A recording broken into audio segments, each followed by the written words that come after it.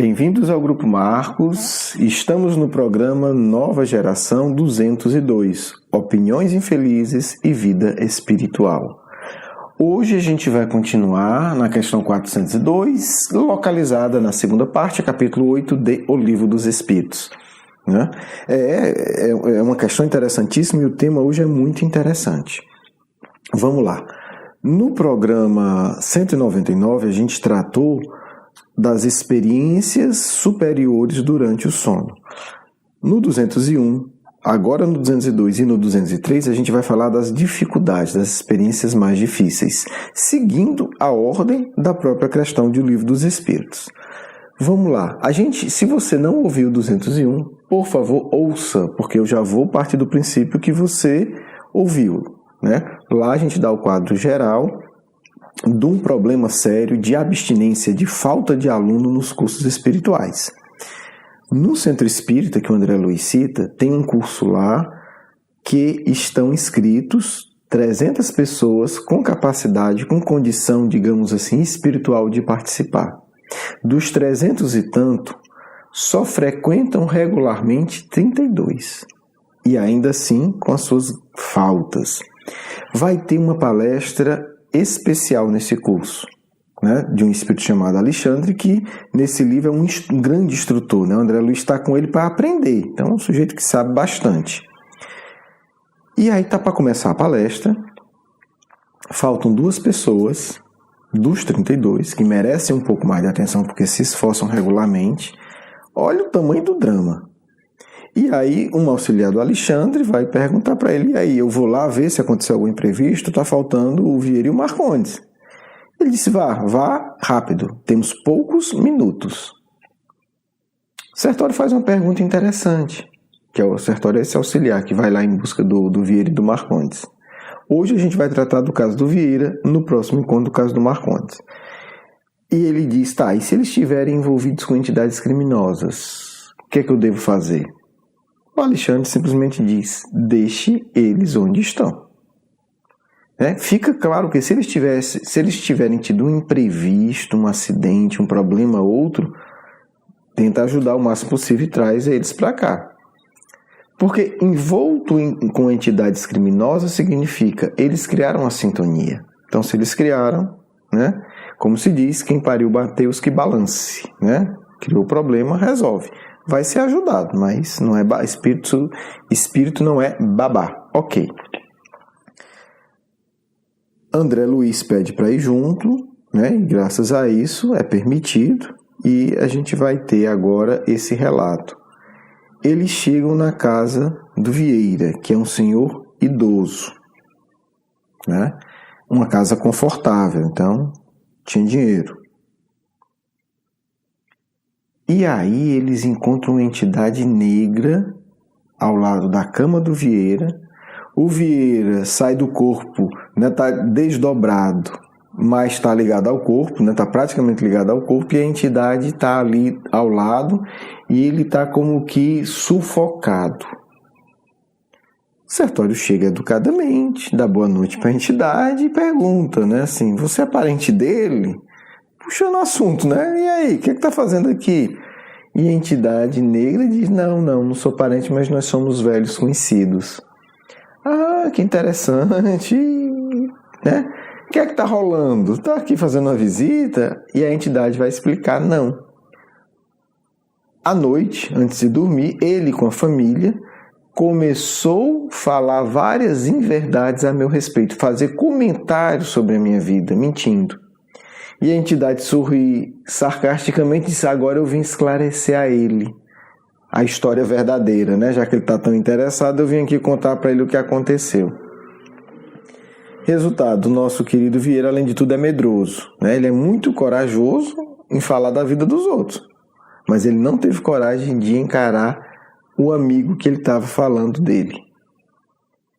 E aí o Vieira está lá suando frio, se tremendo de medo. O que é que o Sertório vai fazer nessa situação? Conversa com esse sujeito, né, esse amigo dele que foi caluniado, convence-o a parar a vingança, o que o Espírito chama de esclarecimento. Acorda o vieiro acorda suado, né? Banho frio, banho de suor frio. Ai meu Deus, será que eu tive um pesadelo? Será que eu sonhei com fulano? E Sertório, diz André Luiz, ele não tem condição de participar do estudo de hoje. O que é que esse caso nos serve? Olha como a gente se enrola, porque eu não estou interessado em falar do Vieira, até porque o nome dele nem é esse mesmo, se tivesse nome verdadeiro eu nem conheço, então não é isso que interessa aqui. O que interessa é, olha como a gente cria problemas sem precisar. Esse sujeito acabou de perder uma aula de um espírito realmente superior. Por quê? Porque resolveu se tornar o julgador da vida dos outros. Então, como é delicado viver bem, viver sabiamente. Então, quando a gente fala o dormir bem, significa que tivemos um dia equilibrado. Tivemos um dia vivido de maneira sábia.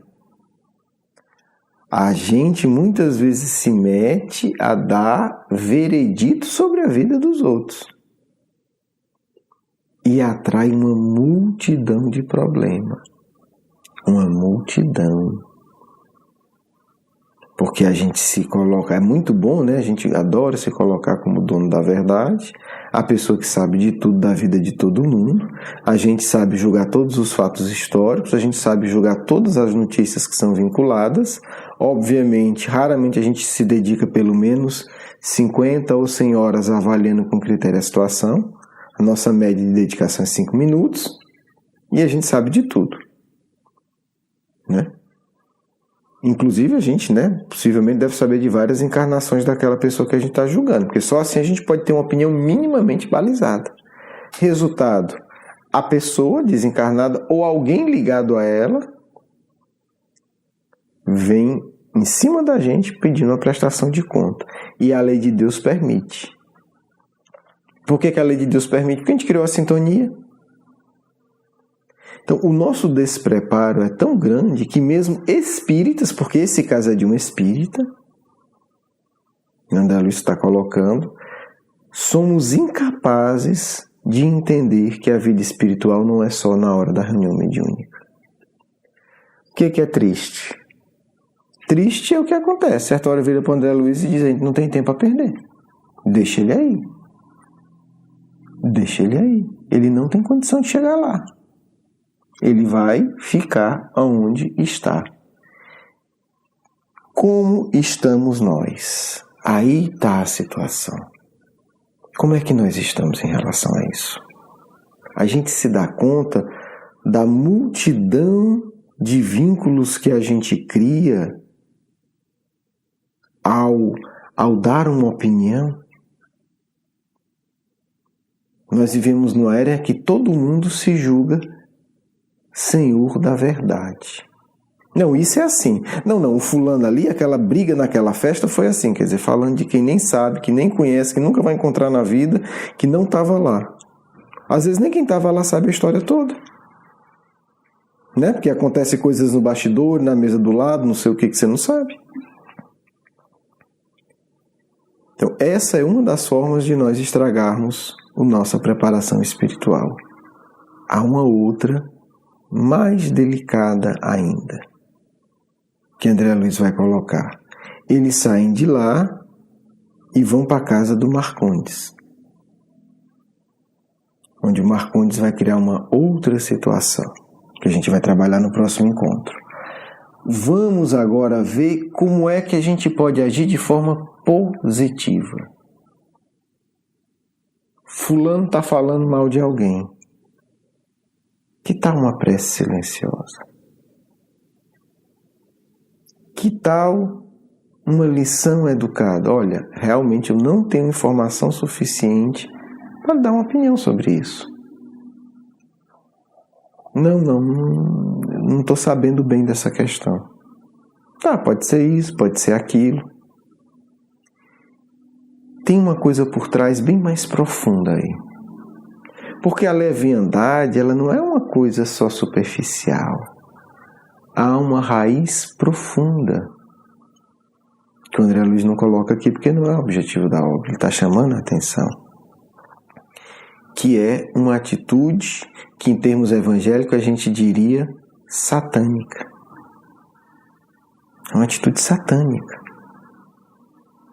Porque a gente pensa que Satanás é aquele sujeito discífico, o Espiritismo diz que não existe, então ele não existe. Existe. Porque o Cristo fala a palavra Satanás. Qual é a origem da palavra Satã? Porque é interessante, porque não é uma palavra hebraica, é uma palavra persa. A origem da palavra Satã é o acusador. O que o Vieira está fazendo é um ritual satânico. Grave. Ele está dentro da casa dele realizando um ritual satânico. O que é o ritual satânico? É o ritual da acusação. Por isso, Deus permite que venha um espírito negro para dentro da casa dele, para estar do lado da cama dele. Ele fez o ritual, então atraiu. Nossa, como tu está sendo exagerado. Não, eu não. Não é exagero, é Jesus que diz isso. É Jesus. Por que é que Jesus nunca acusou ninguém? Porque ele não é satânico.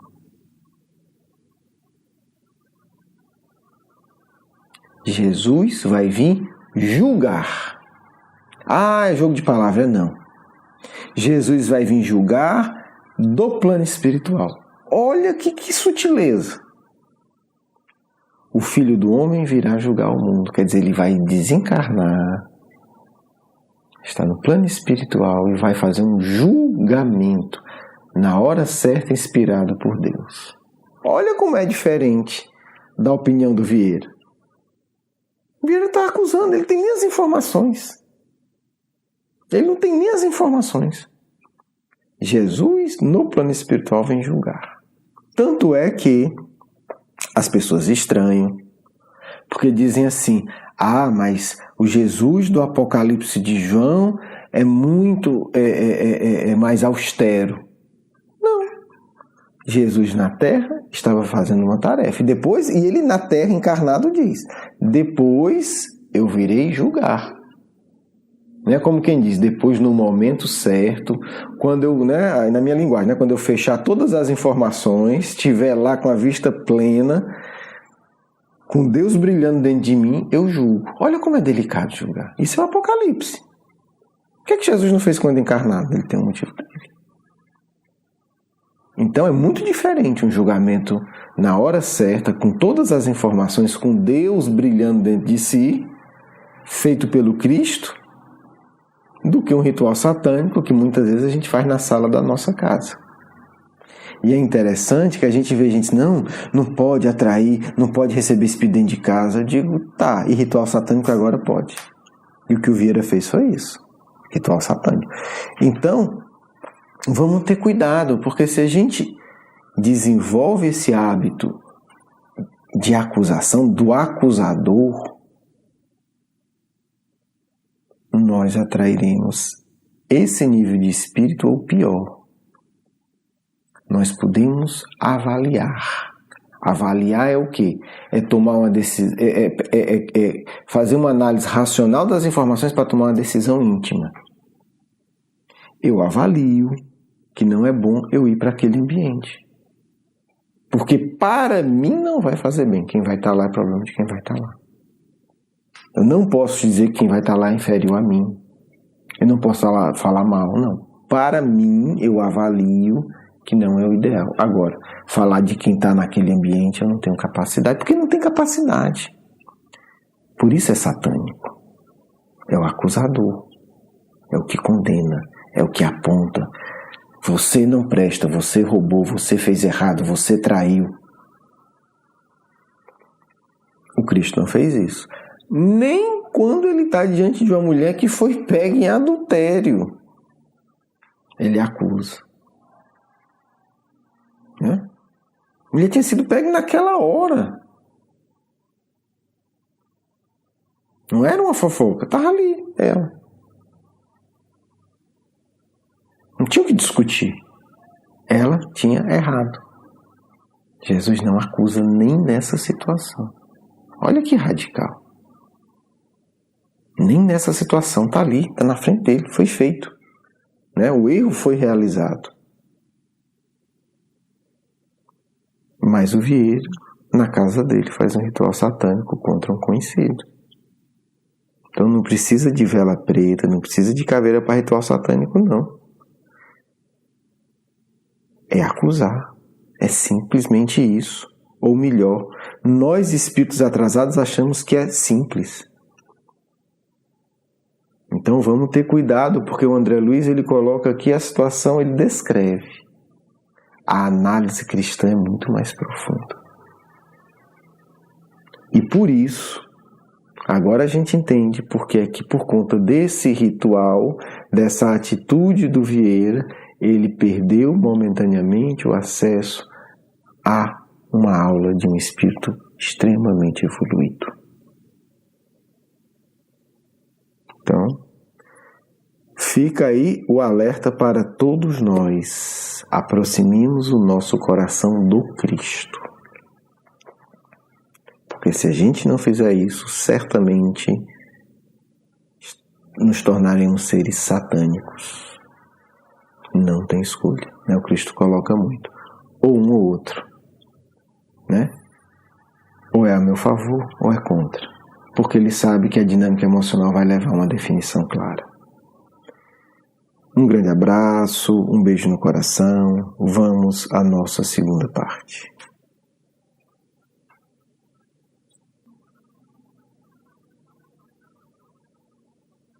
Que a paz do Cristo toque nossos corações no momento em que tanto precisamos de ternura, de perdão, de compreensão.